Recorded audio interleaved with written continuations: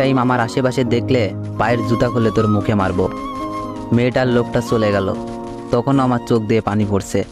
আসলে যে অসহায় তার উপর সবাই নির্যাতন চালায়। কিছুক্ষণ আগে দেখলাম মেয়েটা কানে হেডফোন গুঁজে রাস্তা পার হচ্ছে, কিন্তু দূর থেকে একটা ট্রাক ওর দিকে হর্ন দিতে দিতে আসছে।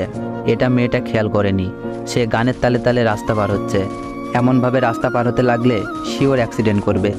এজন্য আমি দৌড়ে গিয়ে মেয়েটার হাত ধরে টান দিই, আর তখনই সাই করে একটা ট্রাক মেয়েটার পাশ দিয়ে চলে যায়।